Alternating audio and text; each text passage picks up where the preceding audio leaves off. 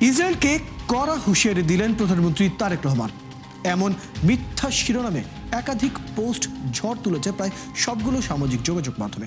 ওদিকে দেশ বিদেশে বিভিন্ন অ্যাকাউন্ট থেকে ছড়িয়ে দেওয়া হচ্ছে আয়াতুল্লাহ আলী খামেনি জীবিত আছেন। প্রমাণ হিসেবে এক ইরানি কর্মকর্তার খণ্ডিত ভিডিও যুক্ত করা হয়েছে। সবচেয়ে বিস্ময়কর ব্যাপার, এক যুগ আগের ইরাক যুদ্ধের দৃশ্যকে বর্তমান ইরান পরিস্থিতি হিসেবেও চালিয়ে দেওয়া হচ্ছে। চলো দর্শক, কিছু ফ্যাক্ট চেক দেখে নিই। ইরান ইসরায়েল যুদ্ধ নিয়ে একটি ফেসবুক পোস্ট অনেকেরই চোখে পড়ছে। সেখানে দাবি করা হয় প্রধানমন্ত্রী তারেক রহমান নাকি ইসরায়েলকে হুঁশিয়ারি দিয়েছেন। টিকটকে প্রচারিত এই পোস্টটি প্রায় 4,70,000-এর বেশি বার দেখা হয়েছে। তবে দাবিটি সম্পূর্ণ মিথ্যা ও ভিত্তিহীন। রিউমার স্ক্যানার টিমের অনুসন্ধানে দেখা যায়, পররাষ্ট্র মন্ত্রণালয়ের বিবৃতিতে সব পক্ষকে সংযম প্রদর্শন ও কূটনৈতিক সমাধানের আহ্বান জানানো হলেও কোনো দেশকে হুঁশিয়ারি দেওয়ার তথ্য মেলেনি। ওদিকে ইরানের সর্বোচ্চ ধর্মীয় নেতা আয়াতুল্লাহ আলী খামেনির জানাজার দৃশ্যের দাবিতে দুটি ছবি সামাজিক মাধ্যমে ছড়িয়ে পড়েছে। তবে যাচাই করে দেখা গেল দাবিটি মিথ্যা। ছবিগুলো আসল নয়, কৃত্রিম বুদ্ধিমত্তা বা এআই প্রযুক্তি দিয়ে তৈরি। ইরান ইসরায়েল সংঘাতে নিহত মার্কিন সেনাদের কফিনবন্দি লাশ তাদের দেশে পাঠানো হচ্ছে, এমন দাবিতে একটি ভুয়া ভিডিও সামাজিক মাধ্যম ফেসবুকে ও ইনস্টাগ্রামে ব্যাপকভাবে প্রচার হচ্ছে। লক্ষাধিক ভিউ আর কয়েক হাজার মানুষ প্রতিক্রিয়াও জানায় সেখানে। তবে অনুসন্ধানে দেখা গেল ভিডিওটি 14 বছর পুরানো ইরাক যুদ্ধের দৃশ্য। গুজব এখানেই শেষ নয়। সামাজিক মাধ্যমে একটি ভিডিও ছড়িয়ে দাবি করা হয় ভারতে ইরানের প্রতিনিধিত্বকারী ডক্টর আব্দুল মজিদ হাকিম ইলাহি নাকি বলেছেন আয়াতুল্লাহ আলী খামেনি জীবিত আছেন। তবে বিশ্লেষণ করে দেখা গেল ভিডিওটি সম্পাদিত। ভারতীয় সংবাদ মাধ্যম ANI এর প্রকাশিত পূর্ণাঙ্গ ভিডিওটির একটি খণ্ডিত অংশ নিয়েই এই গুজব ছড়ানো হয়েছে। দর্শক, আজকের অপতথ্যগুলো যাচাই করতে গিয়ে দেখা গেল ইরান ইসরায়েল ইস্যুতেই সবচেয়ে বেশি গুজব ছড়িয়েছে। ফেসবুক স্ক্রল করলে প্রতি মিনিটেই যেন অন্তত একটি করে বিভ্রান্তিকর কিংবা মিথ্যা তথ্য চোখে পড়ছে। দেশ এবং দেশের বাইরে থেকে সমান্তরালে ছড়ানো এই গুজবের ফাঁদে না পড়তে সচেতনতা যেমন জরুরি, তেমন দায়িত্বশীল গণমাধ্যমের উপর আস্থা রাখার পরামর্শ বিশেষজ্ঞদের। শায়ক দাস, ৭১। দর্শক, আমরা প্রতিবেদনটি দেখে নিলাম। আগে জানিয়েছি আমাদের সাথে যুক্ত হবেন, যুক্তরাষ্ট্র থেকে যুক্ত হচ্ছেন সাইবার নিরাপত্তা বিশ্লেষক মিজান চৌধুরী। মিজান চৌধুরী, আপনাকে স্বাগত জানাচ্ছি আজকের আমাদের এই আয়োজনে। প্রথমেই যে প্রশ্নটি আপনার কাছে রাখতে চাই, সাম্প্রতিক সময়ে ইরান, ইসরায়েল এবং যুক্তরাষ্ট্রের এই যে ত্রিমুখী যুদ্ধ বা সংঘাত, সেটি নিয়ে প্রচুর পরিমাণে অপতথ্য এবং গুজব ছড়াচ্ছে পুরো সোশ্যাল মিডিয়া জুড়ে। এই ধরনের গুজব বা অপতথ্য ছড়ানোর যে প্রক্রিয়া, সেটাকে অনেকটাই আমরা পরিকল্পিতভাবে দেখছি। যথাযথ রিপোস্ট করা হচ্ছে, বুস্ট করা হচ্ছে এবং যথাযথ AI দিয়ে ভিডিও বা ছবি জেনারেট করা হচ্ছে। এই বিষয়টা একটু বিস্তারিত আপনার কাছে জানতে চাই। এই বিষয়গুলো কিভাবে দেখছেন আপনি? ধন্যবাদ ভাই। আপনার অডিওটা একটু লো আসতেছে, বাট আমি আপনাকে শুনতে পাচ্ছি, বাট তেমন একটা ক্লিয়ার না। তো আমি মিজান চৌধুরী, আমি ইউএসএ একজন IT স্পেশালিস্ট হিসেবে কাজ করতেছি এবং US মেইন স্ট্রিমের সাথে ইনভলভ, এবং আমি বাংলাদেশি আমেরিকান হিসেবে বিভিন্ন বাংলাদেশের পলিসি নিয়ে কাজ করি। এবং আমি মনে করি যে আজ বাংলাদেশে শুধু অর্থনীতি এবং রাজনীতি চ্যালেঞ্জের মুখে নয়, বাংলাদেশ আজ একটি তথ্যযুদ্ধের মধ্যে আছে, যেটা আপনি একটু আগে বললেন এবং আপনি যে জিনিসটা শেয়ার করলেন। এখন আজ এই যুদ্ধ ফেসবুক পোস্ট দিয়ে এবং ইউটিউব ভিডিও দিয়ে এবং হোয়াটসঅ্যাপ ফরওয়ার্ড দিয়েই শুরু হয়, যেটা আপনার বাংলাদেশের জন্য অত্যন্ত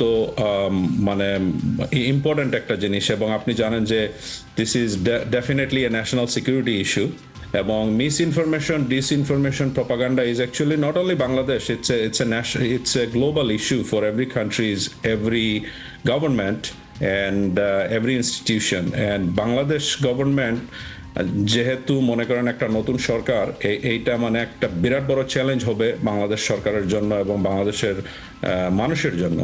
এই জন্য আমি মনে করি যে মিসইনফরমেশন এবং প্রপাগান্ডাকে একটা ন্যাশনাল সিকিউরিটি মনে করে, ন্যাশনাল সিকিউরিটি ইস্যু মনে করে বাংলাদেশ সরকার যদি এটাকে ভালোভাবে একটা পদক্ষেপ নেয়, তাহলে আমার মনে হয় যে এই সমস্যা সমাধান করা অত্যন্ত সম্ভব। এবং আমি মনে করি কিছু কিছু জিনিস আছে, যেমন আপনার মিসইনফরমেশন, অনেক সময় একটা ভুল তথ্য হয় কিন্তু এই ভুল তথ্য হয়তো অনেক সময় অনেকে ভুল করে দিয়ে থাকে, এবং আপনার ডিসইনফরমেশন যেটা, এটা ইচ্ছা করে মানে দেওয়া হয়, ছড়ানো হয়। আর প্রপাগান্ডা তো আপনার অফকোর্স একটা কৌশলগত বিভ্রান্তি। আপনি একটু আগে যেই জিনিসটা শেয়ার করলেন যে প্রাইম মিনিস্টার জনাব তারেক রহমানের মন্তব্য নিয়ে যেই কথাবার্তা হচ্ছে ইয়েতে আপনার এই সোশ্যাল মিডিয়াতে, এটা ডেফিনেটলি একটা প্রপাগান্ডা বাংলাদেশের মুখকে মানে বিদেশের মানে ফরেন ইয়ের সামনে যাতে একটা হেয় করা হয়, এই জন্য এই কাজগুলো করা হচ্ছে, এবং এটা আমরা দেখতেছি যে ইটস বিন হ্যাপেনিং এ লট। মিজান চৌধুরী, এই বিষয়টি নিয়ে আমরা আরো চালিয়ে যাব। এই মুহূর্তে একটি বিরতির সময় হচ্ছে, বিরতির পর আবার আপনার কাছে আমরা ফিরছি, সঙ্গে থাকুন। হ্যাঁ, থ্যাংক ইউ। দর্শক, আমরা আলোচনা চালিয়ে যাব, তার আগে একটি বিরতি নিচ্ছি, সঙ্গে থাকুন। সঙ্গে থাকার জন্য ধন্যবাদ। আছেন ৭১-এ, চলছে রিউমার চেক নিয়ে ৭১ নিয়মিত আয়োজন ফেক নিউজ স্ক্যানারে।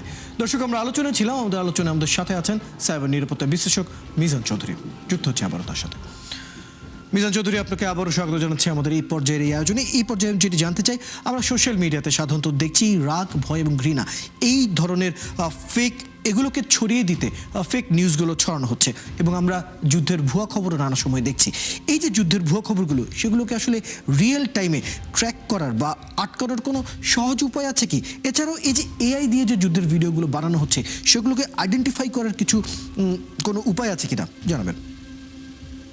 হ্যাঁ, ডেফিনেটলি, ধন্যবাদ ভাইয়া। অফকোর্স আপনি জানেন যে বর্তমানে সোশ্যাল মিডিয়ার দুনিয়াতে এবং এআই আসার পরে আসলে মিসইনফরমেশন, ডিসইনফরমেশন, প্রপাগান্ডা একটু বেশি মানে অ্যাক্টিভলি ছড়ানো হচ্ছে, এবং যেটা মনে করেন আপনার দ্রুত এগুলাকে প্রোটেক্ট করা সম্ভব।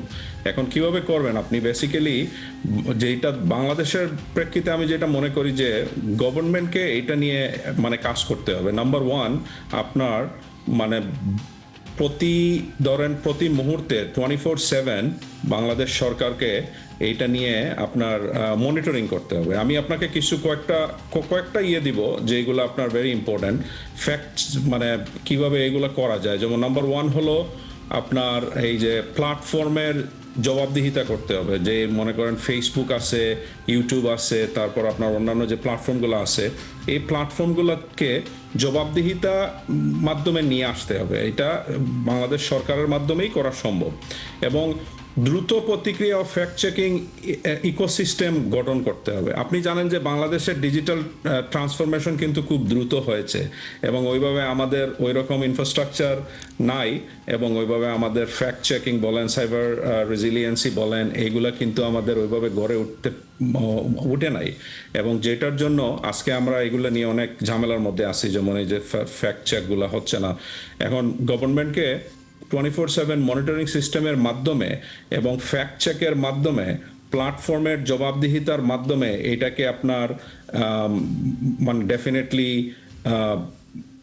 কাউন্টার দেওয়া সম্ভব। এবং অনেক সময় হচ্ছে কি আপনার অনেক মিসইনফরমেশন, ডিসইনফরমেশন, প্রপাগান্ডা আছে, এগুলোর সাথে সাথে যখন আপনি দেখবেন যে ফ্যাক্ট চেক করবেন, ফ্যাক্ট চেক করার পরে যখনই দেখবেন it's a real or fake, তখন সাথে সাথে একটা কাউন্টার দিতে হবে, স্ট্যাটাস দিতে হবে এইটার এগেনস্টে, এবং বেশিক্ষণ ওয়েট করলে হবে না। যেমন বর্তমান মানে জানেন আপনি যে আপনার এই বর্তমান সোশ্যাল মিডিয়াতে উইদিন ফিউ মিনিটসের ভিতরে কিন্তু যে কোনো একটা স্ট্যাটাস ভাইরাল হয়ে যেতে পারে, আর একটা স্ট্যাটাস যখন ভাইরাল হয়ে যায় তখন কিন্তু ওই স্ট্যাটাসকে আবার নর্মালিসিতে নিয়ে আসা ইজ ভেরি ডিফিকাল্ট।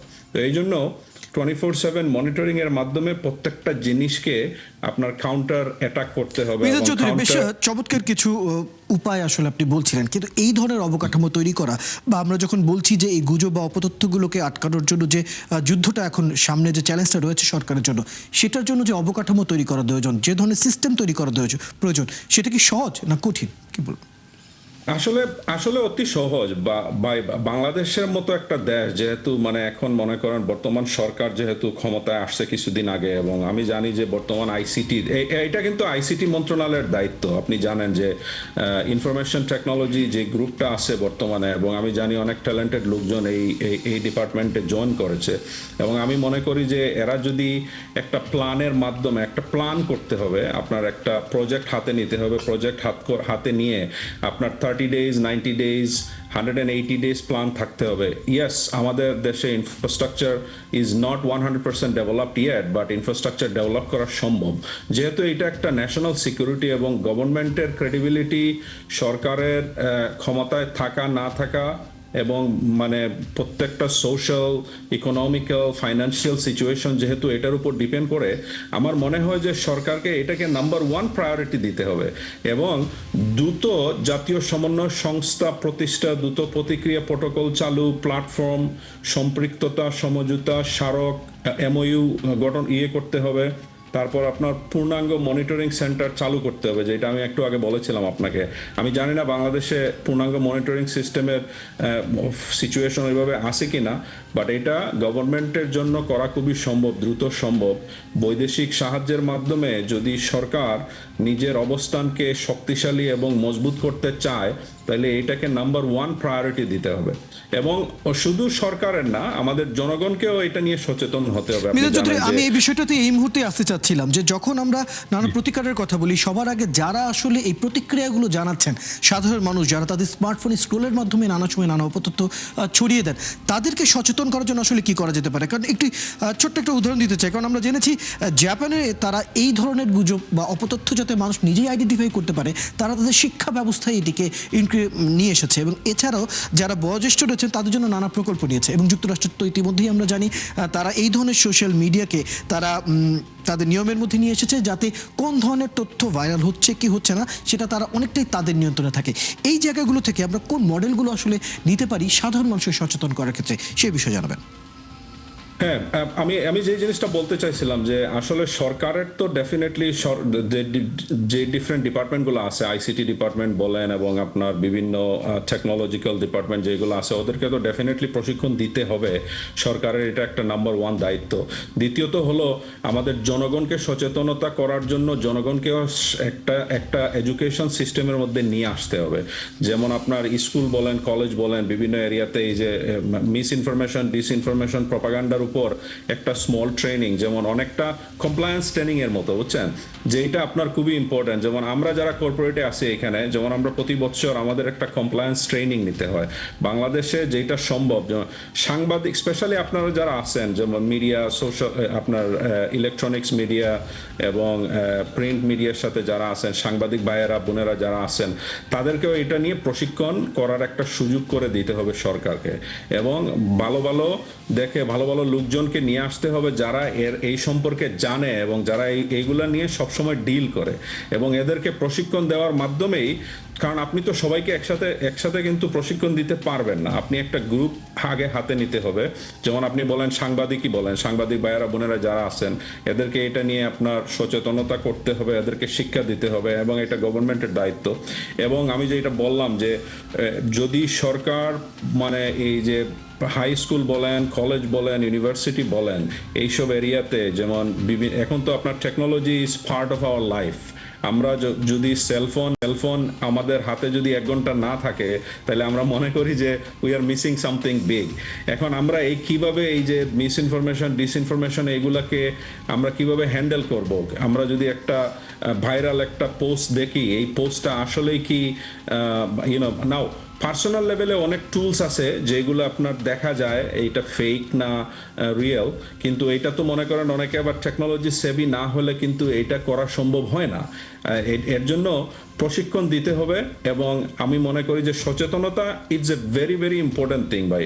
কারণ আমরা যদি মানুষকে যদি সচেতন করতে পারি, তাইলে এই প্রবলেমগুলো সলভ করা সম্ভব, অনেকটাই সহজ হয়ে দাঁড়াবে।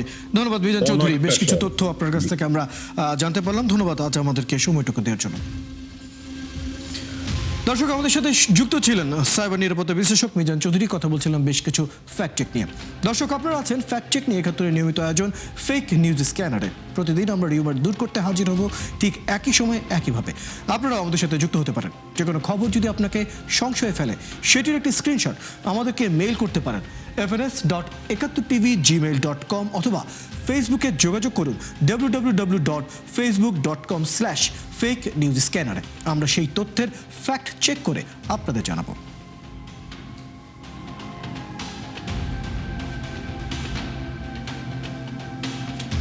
চটকদার শিরোনাম দেখে ক্লিক করবেন না, বিশ্বাস আর প্রতিক্রিয়া জানানোর আগে ফ্যাক্ট চেক করুন আর থাকুন ৭১-এর সাথে।